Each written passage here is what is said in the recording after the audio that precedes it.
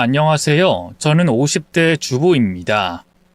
3남매를 키우다 몇 년 전 아이들을 모두 독립시키고 지금은 남편과 둘이 오순도순 살고 있어요. 나이가 나이인 만큼 건강을 생각해서 요즘 저녁마다 10,000보씩 걷기를 하고 있는데요. 그때 썰밤 사연을 듣는 게 제 소소한 낙이랍니다. 원래 어디 가서 제 얘기를 하는 편은 아닌데 남편이 옆에서 사연 한번 보내보라고 하도 꼬드겨서요. 오늘은 특별히 용기를 내서 제 과거를 털어놓아 볼까 합니다. 마지막에 기막힌 반전이 숨어 있으니 꼭 끝까지 들어주세요. 그럼 시작하겠습니다. 이야기를 어디서부터 어떻게 시작하면 좋을까요? 먼저 제가 남편을 처음 만났을 때 얘기부터 해야 할 것 같은데요. 남편과 저는 같은 대학을 나왔어요. 과는 다르지만 수화 동아리에서 처음 만나 금세 친해졌죠.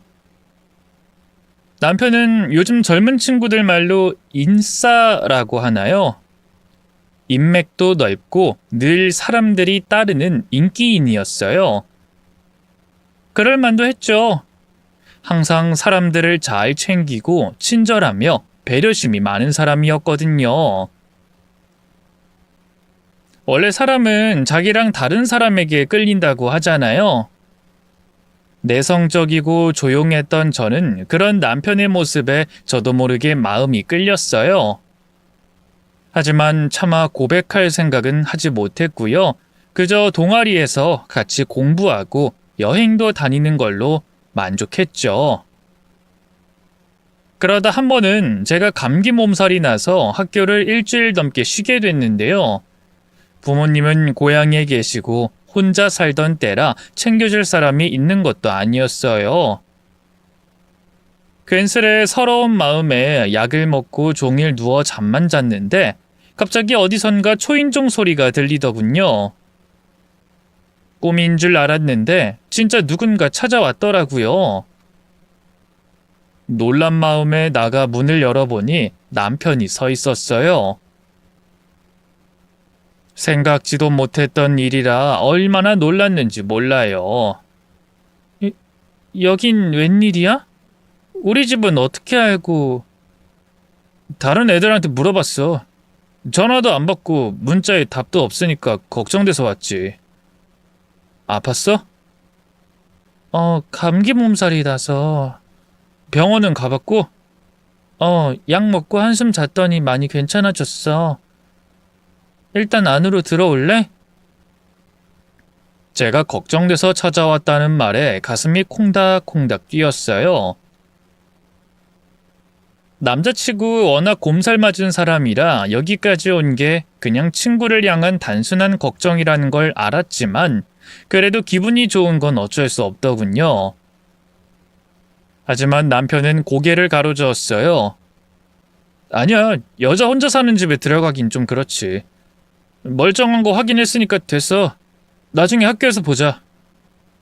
그래도 여기까지 왔는데... 됐어. 나 동아리 애들하고 이따 술 먹기로 했어.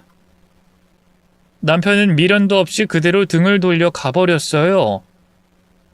이럴 거면 왜 괜히 와서 사람 마음을 흔들어 놓은 건지 약이 바짝 오르더군요.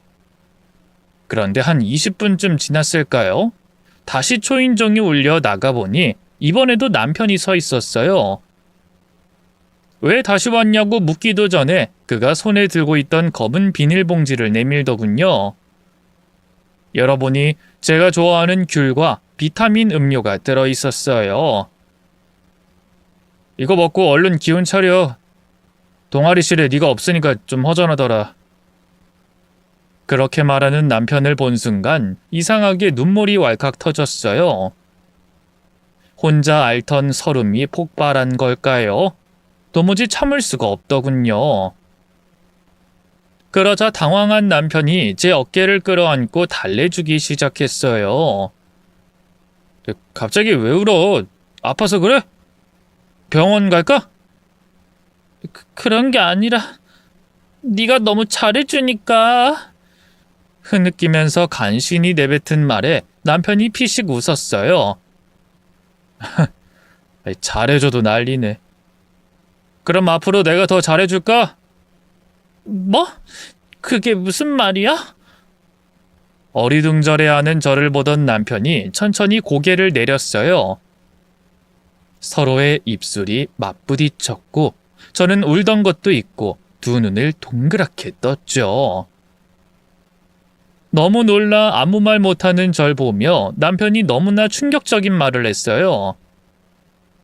나 사실 오래전부터 너 좋아했어. 친구하고는 안 사귄다는 주의라 계속 모른 체 했는데 너 며칠 못 보니까 죽을 것 같더라. 그러니까 다음 주엔 꼭 학교 나와. 알겠지? 제가 미처 뭐라고 하기도 전에 남편은 그대로 도망가 버렸어요. 나중에 물어보니 너무 창피해서 그랬다고 하더군요. 어쨌든 그날 이후 저희는 더 가까워졌고요. 서로의 마음을 확인하며 사랑을 키워나갔습니다. 그리고 사귄 지 6년 만에 결혼에 골인했죠. 저도 여자다 보니 결혼 생활에 대한 로망이 있었어요. 주말마다 날 깨워 아침을 차려주는 다정한 남편, 웃으며 마당을 뛰어노는 토끼 같은 아이들, 뭐 그런 거 말이죠. 매일 동화 같은 하루하루가 펼쳐질 거라고 생각했던 것 같아요. 하지만 결혼은 엄연한 현실이었습니다. 남편 하나만 보고 시집 갔던 건데 시댁 식구들은 예상치 못한 변수였어요. 저희 부모님은 엄청난 부자는 아니시지만 그래도 아버지가 공무원이라 안정적이고 노후 대비도 되어 있었거든요. 그래서 자식들에게 용돈을 주셨으면 주셨지 한 번도 손을 벌린 적은 없으세요. 전 다른 집 부모들도 다 그럴 줄 알았는데요. 시부모님을 보고 그게 아니란 걸 알게 됐네요. 원래 시아버지 택시 일하는 걸로 시부모님과 시누이 세 식구가 먹고 살았는데요. 시아버지 허리 디스크가 심해지면서 문제가 생겼어요. 도저히 택시 일은 못 하시겠다면서 집에 들어누워 버리셨고요. 그때부터 저희 부부가 매달 용돈을 드리게 됐죠. 말이 용돈이지 사실은 생활비를 드리는 거나 다름없었어요. 자식으로서 시부모님께 경제적으로 도움을 드리는 건 어찌 보면 당연한 일이라고 생각했어요. 하지만 시부모님은 고마워하긴커녕 돈을 맡겨놓은 듯이 굴었고요. 시간이 흐를수록 요구하는 것도 점점 더 많아졌습니다. 어느 날 저녁 퇴근한 남편과 둘이 저녁을 먹고 있을 때였어요. 갑자기 남편 핸드폰이 울려 확인해보니 시어머니더군요. 여보세요? 어머니 무슨 일이세요? 아들 이번 달 생활비가 부족해서 그러는데 한 50만 원만 더 보내줄래? 그리고 우리 집 냉장고 말이다. 너무 낡아서 바꿔야 할 것 같아. 요즘은 자동으로 얼음도 나오고 TV도 붙어있고 그렇다며? 이번에 개모임을 우리 집에서 했는데 아들이 냉장고도 안 바꿔주냐고 다들 한 소리씩 하더라. 그 얘기 듣는데 어찌나 민망하던지. 기왕이면 제일 크고 좋은 걸로 보내줘. 알겠지? 시어머니 목청이 어찌나 크던지 맞은편에서도 대화 내용이 다 들렸어요. 아무렇지 않게 새 냉장고를 사달라고 하는 시어머니가 어찌나 야속하던지요. 그쯤엔 저도 큰애를 낳고 일을 쉬고 있을 때였거든요. 제 표정이 굳어지는 걸 본 남편이 어물어물 입을 열었어요. 어머니 어쩌죠? 이번 달은 돈 여유가 없어서요. 냉장고는 좀 힘들 것 같아요. 여유가 없긴 왜 없어? 너 이번 달에 상여금 나온 거 아니야? 그건 지나 여름 옷 좀 사고 유모차 사고 했더니 남은 게 없어요. 유모차를 뭐 얼마나 좋은 걸 샀길래? 주변에 먼저 애 낳은 사람들 거 얻어다 쓰면 되는 걸. 옷도 그래. 주변에 물려줄 사람 없어? 사내애도 아니고 기집애한테 뭘 그렇게 돈을 쓰니? 어차피 커서 시집 가면 남의 집 사람 되는 건데 부질없게. 어머니, 자꾸 왜 그런 말씀하세요? 남편이 제 눈치를 보며 다급하게 일어났어요. 그리고 황급히 베란다로 나가버리더군요. 그럼 뭐해요? 이미 전 통화 내용을 다 듣고 상처받았는데. 남편네는 대대로 손이 귀한 집안이라 남아선호 사상이 심한 편이었어요. 제가 임신한 걸 알고 식구들마다 돌아가면서 꼭 아들이어야 한다고 당부할 정도였죠. 하지만 그게 어디 제 마음대로 되나요? 태어난 아이는 시댁 식구들의 기대를 배반한 딸이었어요. 소식을 들은 시아버지는 아예 병원에 와보지도 않으셨고요. 시어머니는 손녀는 보는 둥 마는 둥 하면서 제게 그러셨죠. 예, 둘째는 꼭 아들이어야 한다. 알았지? 그때 정말 얼마나 서러웠는지 몰라요. 옆에 있던 친정엄마가 무슨 말을 그렇게 하냐면서 대신 화내주지 않으셨으면 제가 대들었을지도 모를 일이었죠.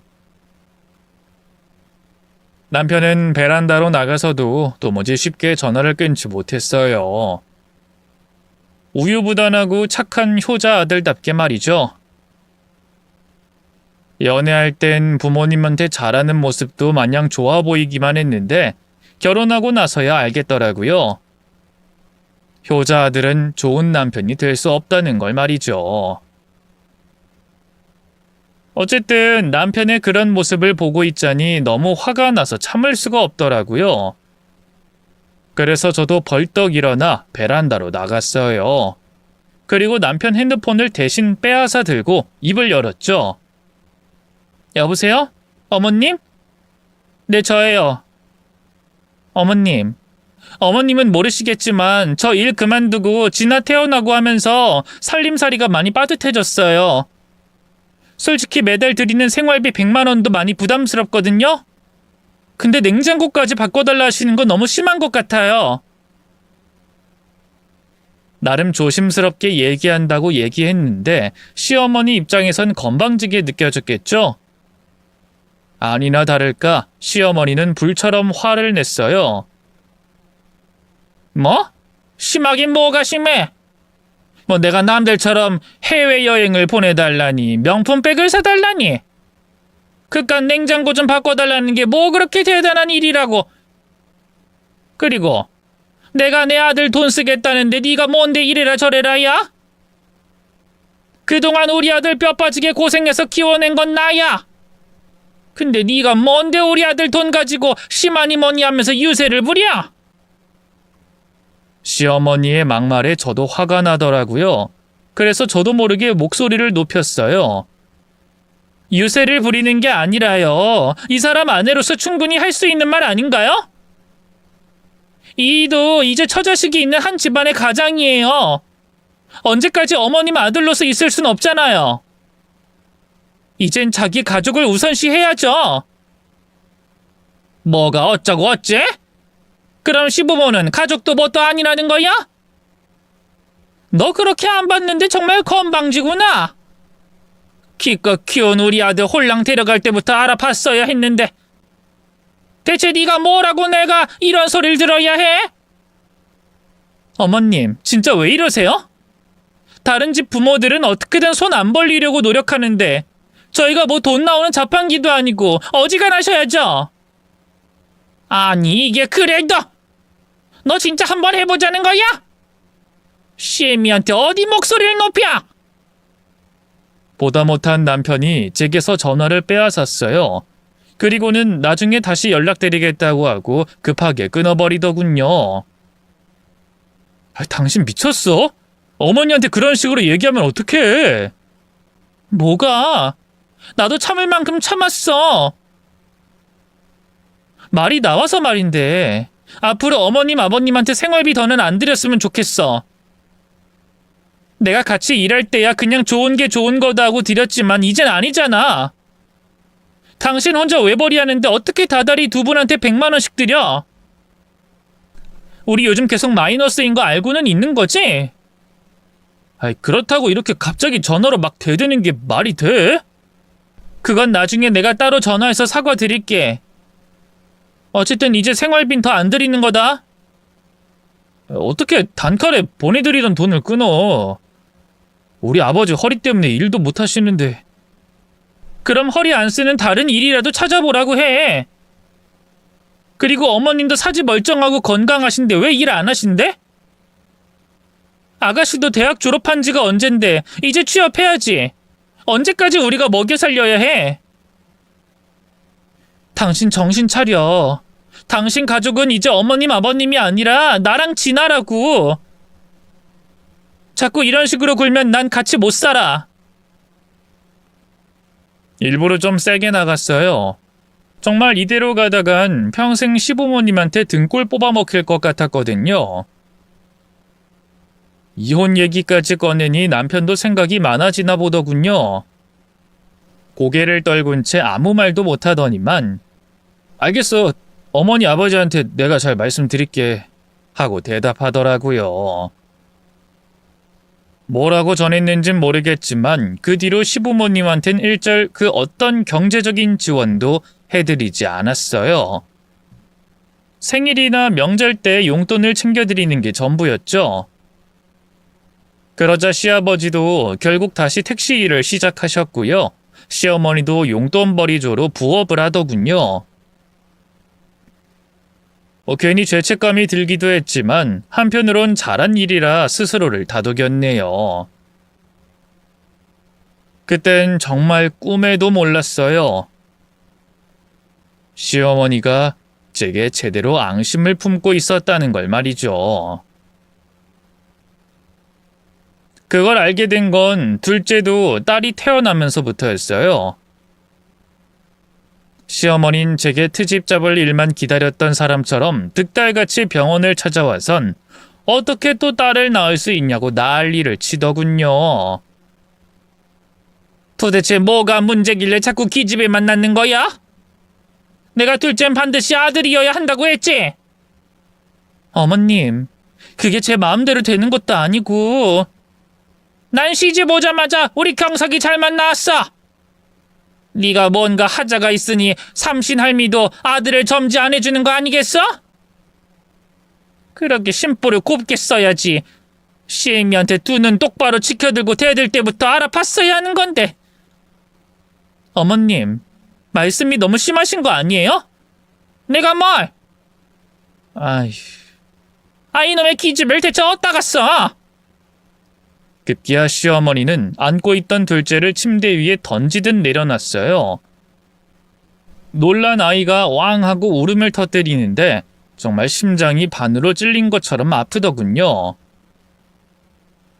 저한테 함부로 구는 거야 얼마든지 참을 수 있었어요. 하지만 저희 아이한테까지 그러는 건 견딜 수가 없더라고요. 전 얼른 아이를 품에 안고 얼으면서 말했어요. 어머님, 딸도 소중한 생명이고 가족의 일원이에요. 어머님도 저도 여잔데 이렇게 애 앞에서 대놓고 뭐라 하시는 건 좀 아니지 않나요? 얘도 어리지만 귀가 있고 다 듣는다고요. 얼마나 상처가 되겠어요. 그러자 옆에 있던 남편도 얼른 끼어들어 상황을 수습하려 했어요. 맞아요, 어머니. 제발 그만하세요. 딸이 뭐 어디가 어때서요. 예쁘기만 한데. 그만 진정하시고 들어가 보세요. 그러나 시어머니는 여전히 분이 풀리지 않는 듯 했어요. 너도 결혼하고 참 편했구나. 덮어놓고 지 마누라 편만 들어. 하긴 지 마누라 등살에 못 이겨서 부모가 굶어 죽든 말든 생활비 딱 끊어버린 거 보면 답 나오지. 대체 언제까지 이렇게 네 마누라한테 잡혀 살 거야? 그러니까 아들도 못 낳은 게 이렇게 기세등등하게 나오잖아. 어머니 제발 그만하세요. 이 사람 오늘 애 낳았어요. 근데 꼭 이렇게 모질게 말씀하셔야겠어요? 아이고, 내가 뭐 얼마나 모진 말을 했다고? 네 애비는 이번에도 딸이란 소리 듣고 알아누웠다. 알아누웠어. 장남으로서 책임감도 안 느끼니? 시어머니는 다른 병실 사람들이 다 들을 수 있을 만큼 큰 목소리로 저와 남편을 비난했어요. 그러고도 분이 풀리지 않았는지 홀로 씩씩거리다 문을 쾅 닫고 나가버렸죠. 남편이 대신 미안하다며 사과했지만 그래도 한 번 받은 상처는 쉬이 아물지 않았어요. 갓 태어난 둘째 딸을 끌어안고 얼마나 울었던지요.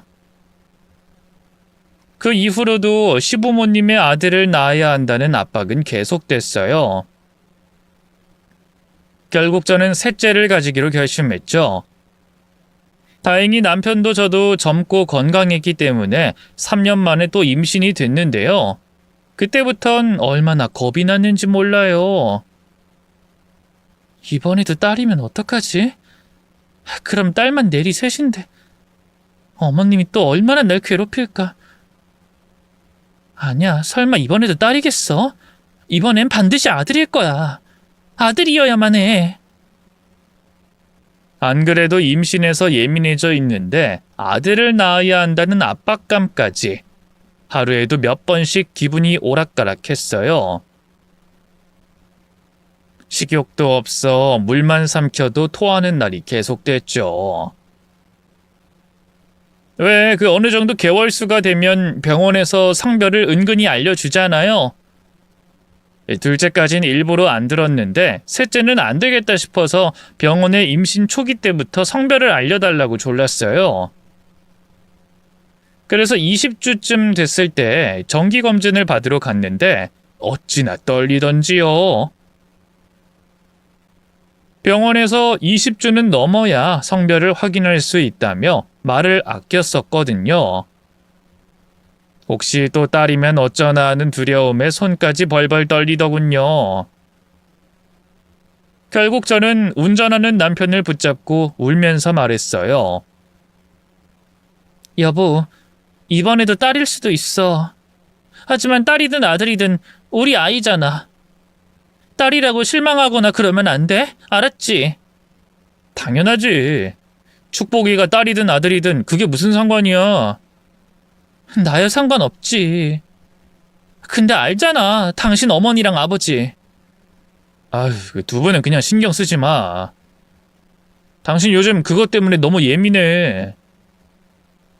솔직히 남편의 말에 기분이 확 상했네요. 어떻게 신경을 안 쓰나요?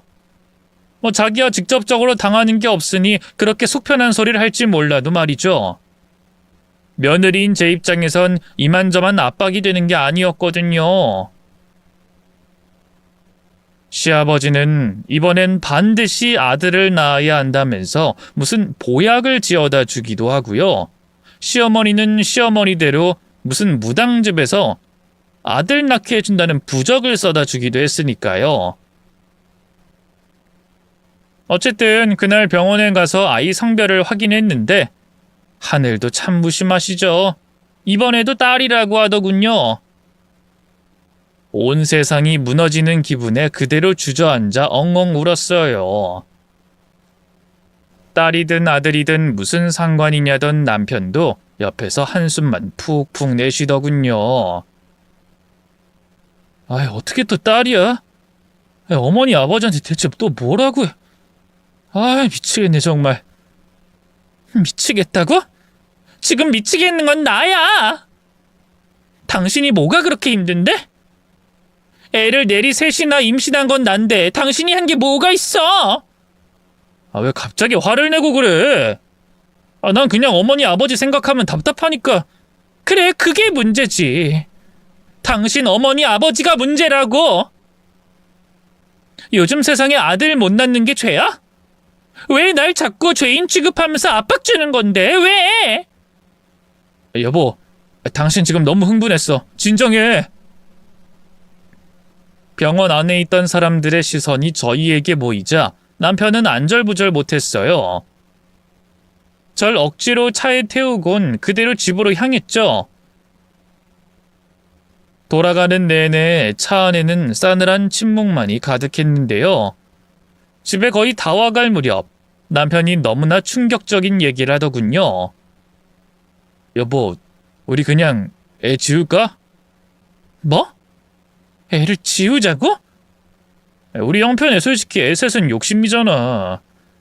당신 회사 그만두고 벌이도 반으로 팍 줄었는데. 진이랑 정화 앞으로 클수록 돈은 더 들어갈 거고 말이야. 그렇다고 어떻게 이미 뱃속에 있는 애를 지우자고 해? 당신 미쳤어? 당신이 그러고도 애 아빠라고 할 수 있어? 아니, 나도 오죽 답답하면 그러겠어. 저는 너무나 충격적이고 화가 나서 남편을 바라보며 소리쳤어요. 아무리 그래도 그렇지. 어떻게 그런 말을 할 수 있어? 축복이도 우리가 함께 만든 소중한 생명이야. 근데 어떻게 지우자는 말을 할 수가 있어? 그게 살인이랑 뭐가 달라? 남편은 당황한 듯 한숨을 쉬며 말했어요. 아이, 난 그저 걱정돼서 그래. 어머니 아버지가 뭐라고 하실지도 무섭고 우리가 감당할 수 있을지 모르겠어서 그래. 어머니 아버지한테서 맞서 싸울 생각을 해야지. 당신 가장이야. 우리 애들이랑 나 당신만 보면서 살고 있다고. 애들이 당신 말을 듣는다면 뭐라고 생각할 것 같아? 당신이 그런 말을 하는 게 나한테 얼마나 상처가 되는지 알아? 남편은 고개를 떨구며 아무 말도 하지 않았어요. 차 안은 무거운 침묵으로 가득 찼고 집에 도착하자마자 전 울분을 삭히며 차에서 내렸어요. 그리고 남편에게 경고하듯이 말했죠. 축복이도 소중한 우리 딸이야. 난 절대 지울 생각 없어. 당신도 아빠라면 책임감 가져. 남편은 마지못해 고개를 끄덕이며 작게 대답했어요. 그래, 알았어. 당신 말이 맞아. 어쩔 수 없지. 그렇게 저희는 셋째 아이를 낳기로 결정했고요. 시부모님에겐 이 사실을 굳이 알리지 않았어요. 어차피 아이가 태어나면 알게 될 텐데 벌써부터 긁어 부스럼을 만들 필요가 없다고 생각했죠. 그리고 마침내 셋째 딸이 태어난 날, 시어머니는 이번에도 병실이 떠나가라 온갖 모욕적인 말을 쏟아내셨고요. 시아버진 역시나 병원엔 걸음도 하지 않았습니다. 설상가상 남편과의 관계도 점점 나빠졌어요. 솔직히 남편 외벌이로 아이 셋을 키운다는 건 여러모로 무리가 많았거든요.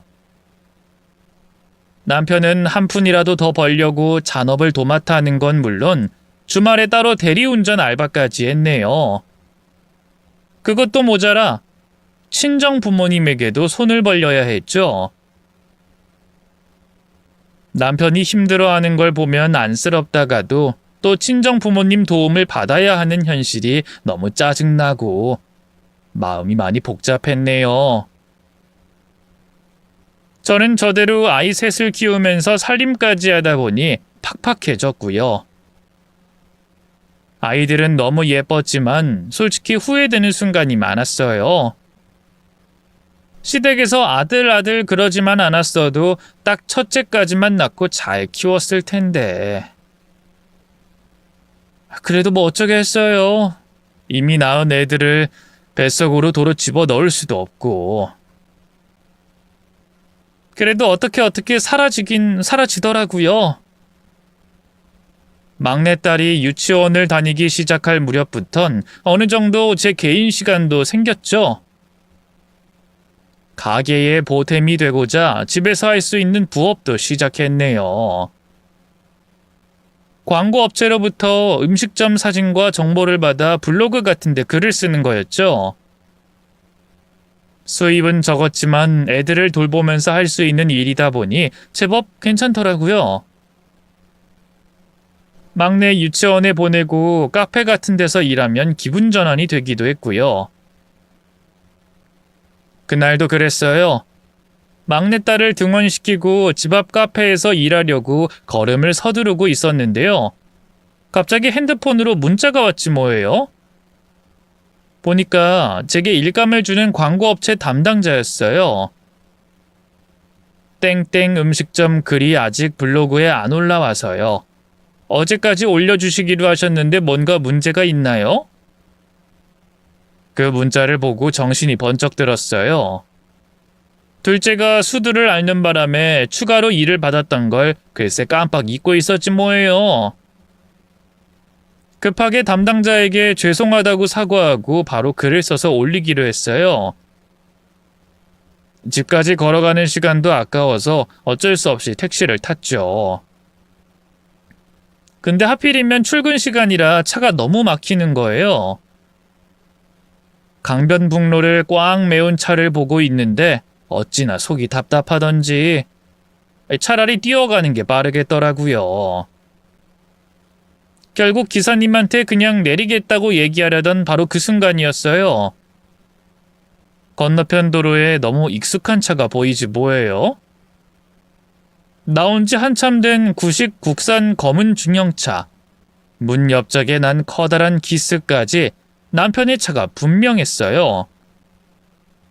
아니나 다를까 운전석에 익숙한 실루엣의 남자가 보이더군요. 너무 이상했어요.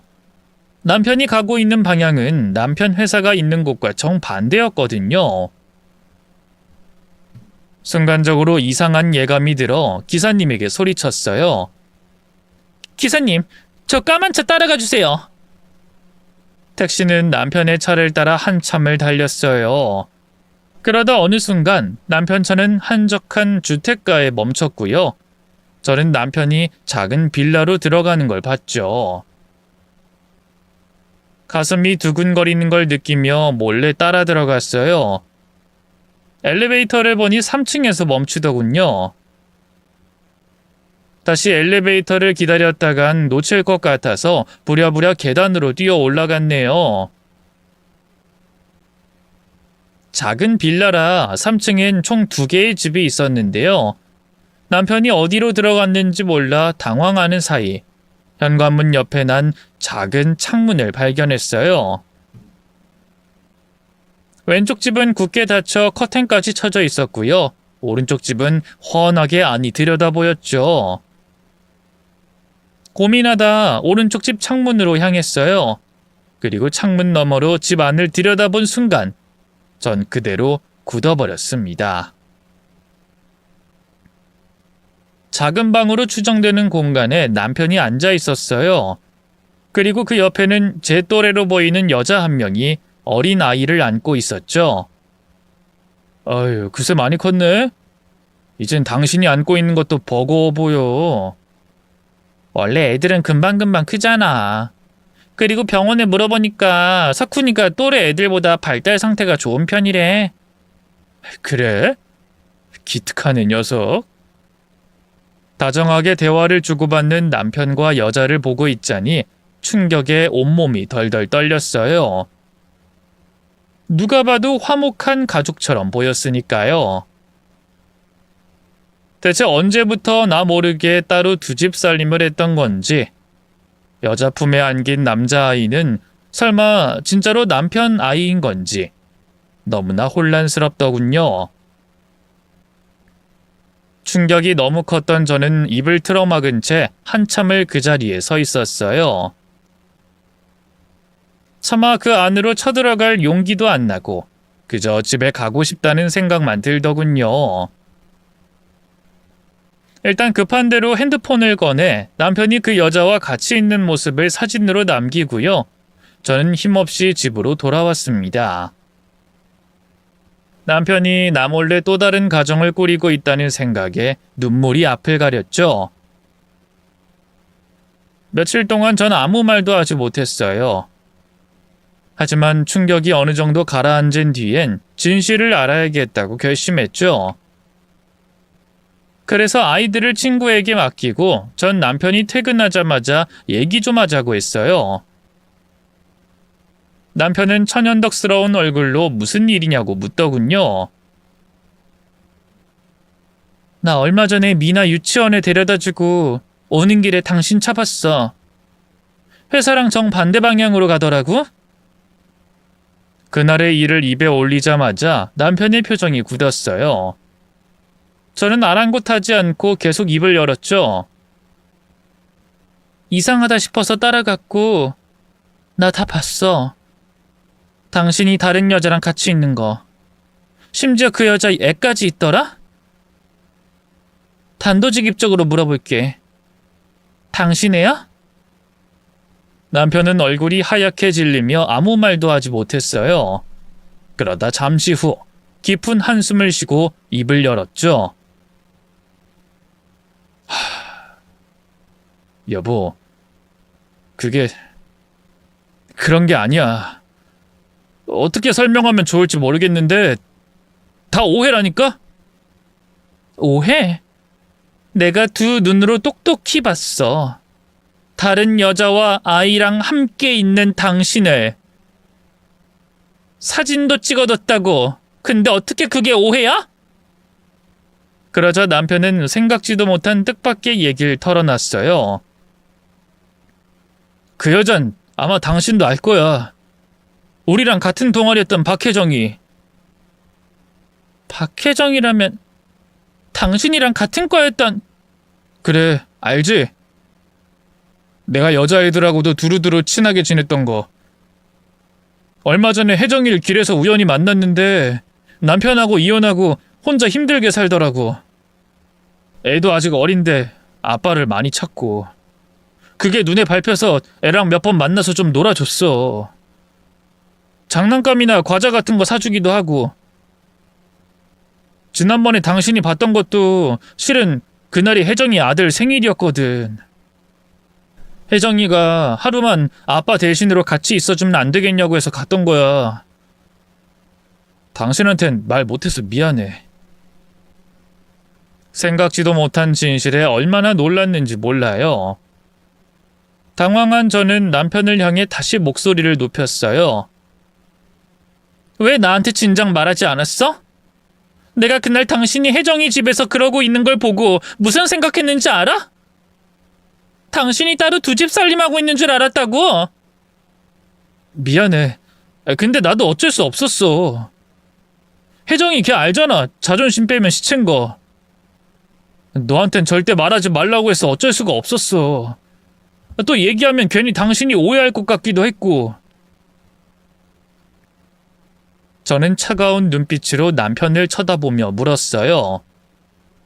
정말 그게 다야? 혜정이랑 정말 아무 사이도 아니야? 하늘에 맹세해. 대학 때도 나한텐 당신뿐이었던 거 알잖아. 그럼 그 애도 정말 당신 아이가 아닌 거지? 당연하지. 당신 날 그렇게 몰라? 하지만 남편의 말에도 불구하고 마음속 깊은 곳에서는 여전히 의심이 남아있었습니다. 모르겠어.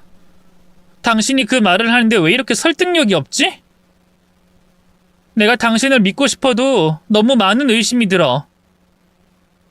그러자 남편이 다가와 절 끌어안았어요. 미안해 여보, 다 내 탓이야. 솔직히 우리 사이 예전 같지 않잖아. 내가 좀 더 노력했어야 하는데. 당신이 날 의심하는 것도 당연해. 앞으로는 그 어떤 일도 숨기지 않을게. 혜정이하고 따로 만나는 일도 더는 없을 거야. 나한텐 당신이랑 우리 애들이 제일 중요하니까. 그 말에 그제야 안심이 되면서 울컥 눈물이 났어요. 저는 남편 등을 아프지 않게 때리면서 말했어요. 좋아. 이번 한 번은 믿어줄게. 하지만 다신 이런 일 없어야 돼. 내가 요 며칠 얼마나 속 끓였는 줄 알아? 난 당신이 정말 바람난 줄 알고 이혼까지도 생각하고 있었어. 바보같이. 진작에 나한테 물어보지 그랬어. 이제 걱정하지 마. 앞으로는 절대 당신한테 비밀 안 만들게. 그날 이후 남편은 완전히 다른 사람이 됐어요. 생전 안 그러던 사람이 연애하던 때처럼 꽃다발이나 과일 같은 걸 사오기도 하고요. 주말엔 따로 교외로 드라이브를 다니기도 했죠. 그렇게 노력하는 남편을 보고 있자니 제 마음도 점점 풀렸어요. 전화위복이라고 이 기회에 저희 둘의 결속력이 더욱 단단해진 거라고 믿어 의심치 않았죠. 그러던 어느 날이었어요. 평소처럼 아이들을 학교와 유치원에 보내고 홀로 집에서 일하고 있었는데요. 갑자기 초인종이 울렸어요. 나가보니 시어머니가 서 있더군요. 어머님, 연락도 없이 어쩐 일이세요? 어쩐 일? 남의 집 장손을 애비 없는 자식으로 만들어 놓고 뭐가 어쩌고 어째? 네? 그게 무슨... 제가 미처 말을 끝내기도 전에 흥분한 시어머니가 제 머리채를 잡았어요. 그리고는 탈탈 흔들면서 고래고래 소리를 지르더군요. 경석이가 오죽했으면 두 집 살림을 했겠니? 네가 아들 하나 제대로 낳아주질 못하니까 걔도 어쩔 수 없이 그런 거 아니야? 근데 네가 뭔데 헤어지란 말한 난리를 쳐? 어머님 지금 무슨 말씀하시는 거예요? 혜정이 얘기하는 거예요? 그래! 오늘 걔가 울면서 날 찾아왔더라. 경석이가 너한테 걸려서 앞으로 못 만나겠다고 했다고. 그게 무슨... 그의 말로는 그냥 친구라고 했어요. 바람 같은 거 피운 게 아니라고. 그럼 네가 그렇게 악에 바쳐서 죽일 듯이 구는데 애가 겁이 나서 사실대로 말했겠니? 경석이랑 혜정이 둘이 만난 지 오래됐어. 석훈이도 우리 경석이 아들 맞고. 그럴 리가 없어요. 그 사람이 아니라고. 저는 충격에 차마 말을 잇지 못했어요. 하지만 지금 생각해보면 저도 어렴풋하게 어느 정도는 깨닫고 있었던 것 같아요. 만약 진짜로 남편의 말을 믿었다면 그 여자를 직접 찾아가 사실 확인까지 했겠죠. 근데 겁이 나서 그러지 못했던 거예요. 참 한심하죠. 어쨌든 그런 저를 보던 시어머니는 분을 삭히며 한숨을 쉬더니 조금 차분해진 목소리로 말했어요.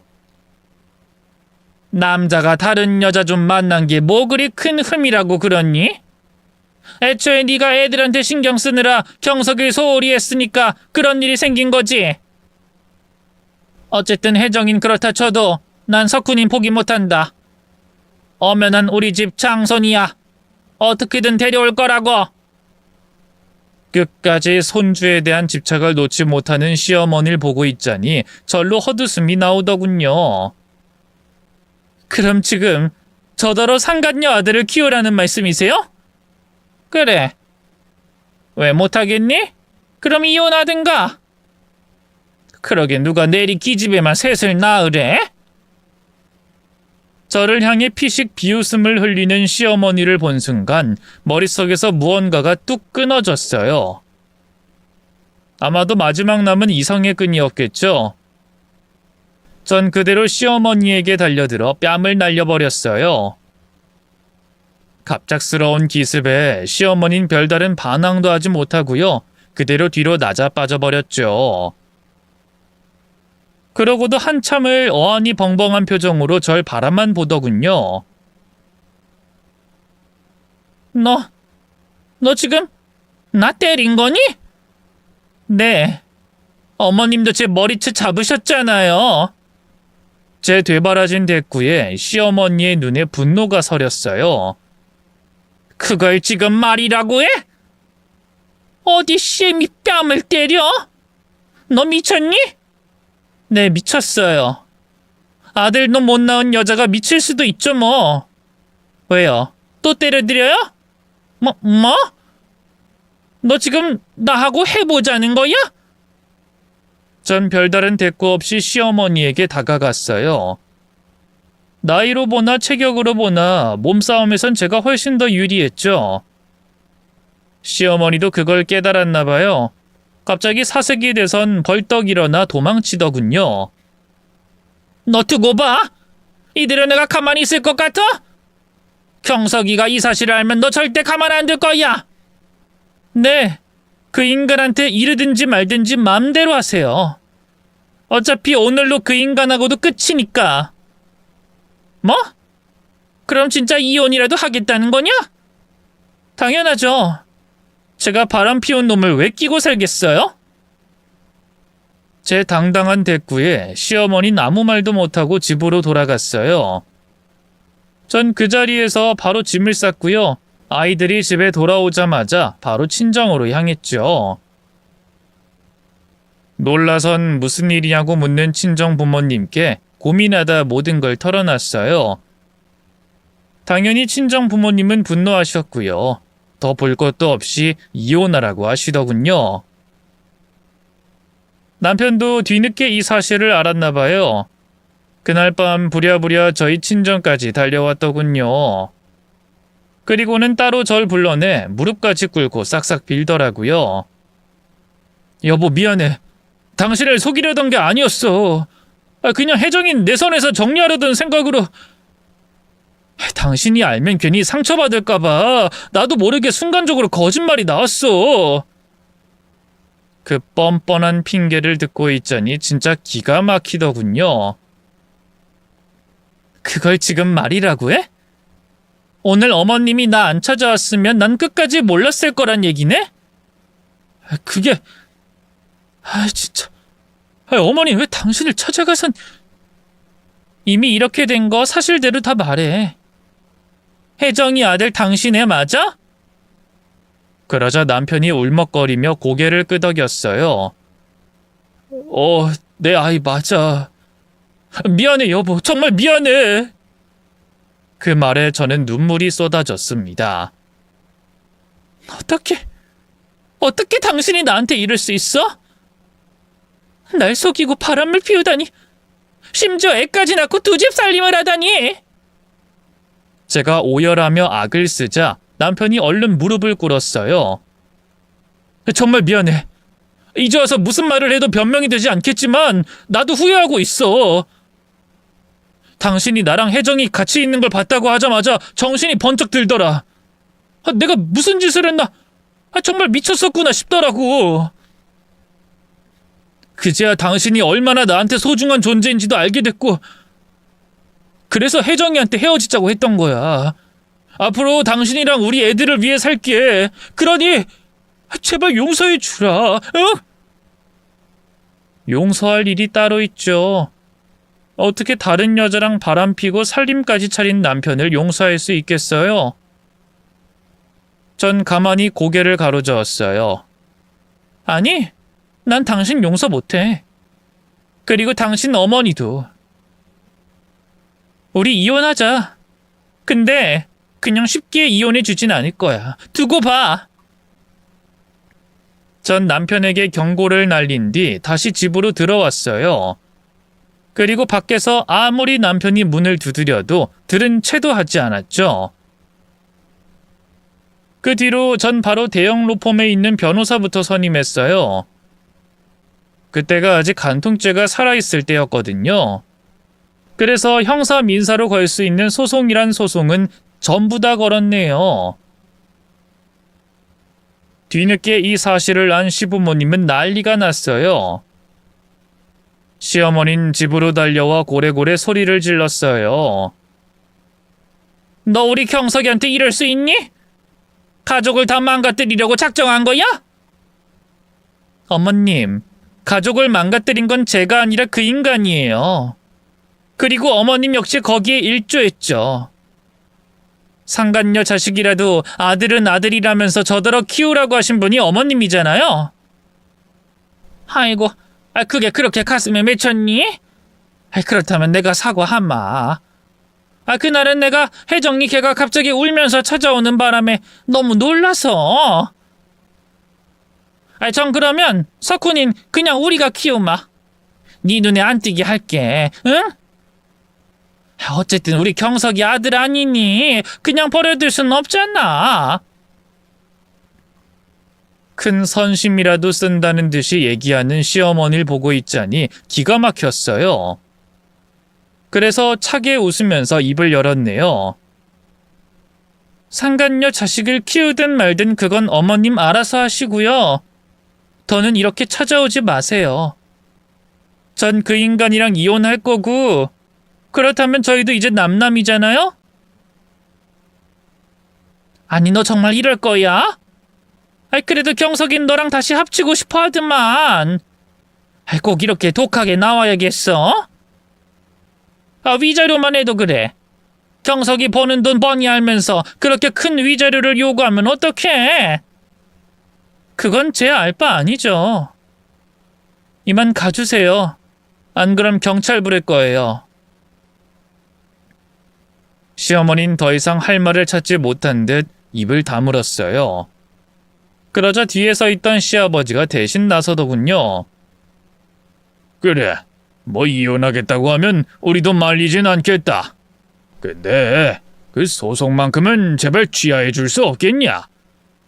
아이, 사내 자식 호적에 빨간 줄 그려봐라.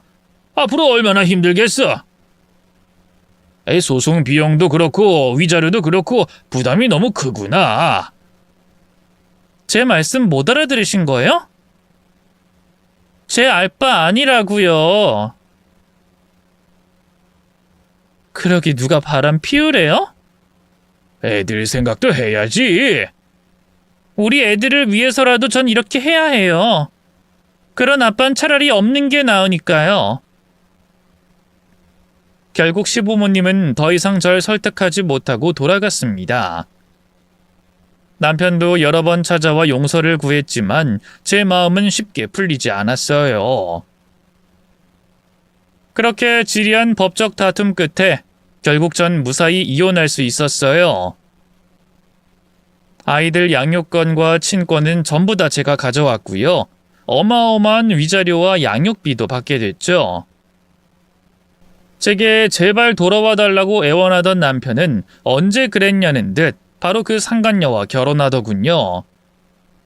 심지어 저한테 악담까지 하더라고요. 내가 그렇게 용서를 구했는데도 끝까지 안 받아주고 소송을 걸어?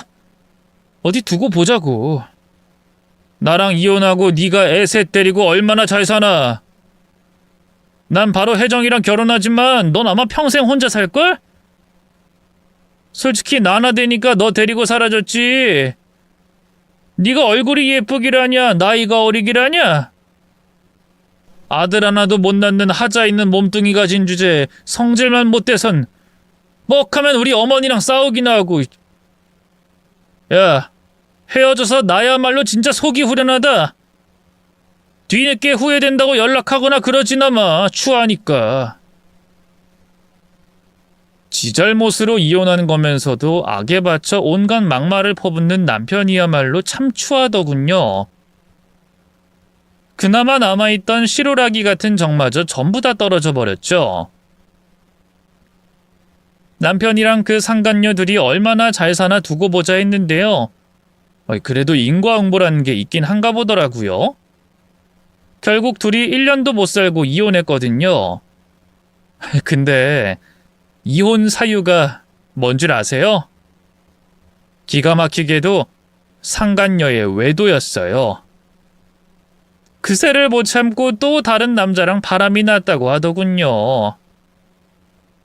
알고 보니 남자 없으면 못 사는 그런 달코 다른 여자더군요. 뒤늦게 남편도 뭔가 이상한 걸 눈치챘던가 봐요. 철석같이 자기 자식이라고 믿고 있던 상간녀 아들에 대한 친자 검사까지 진행했다고 하더군요. 근데 글쎄 검사 결과 친자가 아니라고 나왔더라고요. 맞아요. 그 상간녀가 거짓말을 했던 거예요. 일종의 뻐꾸기 짓을 한 거였죠. 이 사실을 안 남편은 난리가 났어요. 상간녀를 찾아가 사기죄로 고소하겠다면서 길길이 날뛰었고요. 하나뿐인 장손이라고 상간녀 아들을 물고 빨고 하던 시부모님도 뒤로 넘어갔죠. 이 소식을 전해 듣고 어찌나 속이 시원하던지 그 상간녀에게 고마울 정도였다니까요. 남편은 모든 걸 다 잃고 나서야 뒤늦게 제 생각이 났던가 봐요. 참 염치 없게도 집 앞까지 찾아와 한 번만 봐달라면서 또 용서를 구하더군요. 여보, 나도 그 여자한테 당한 거야. 난 혜정이 걔 사랑한 적 없어. 근데 애가 생겼다고 울고불고 매달려서 어쩔 수 없이 계속 만났던 거라고. 근데 알고 보니 내 애가 아니었어. 애초에 나랑 당신을 망칠 작정으로 접근했던 게 분명해. 알잖아. 학교 다닐 때도 걔가 당신이랑 나 만나는 거 부러워하고 질투했던 거. 그래서 뭐 어쩌라고.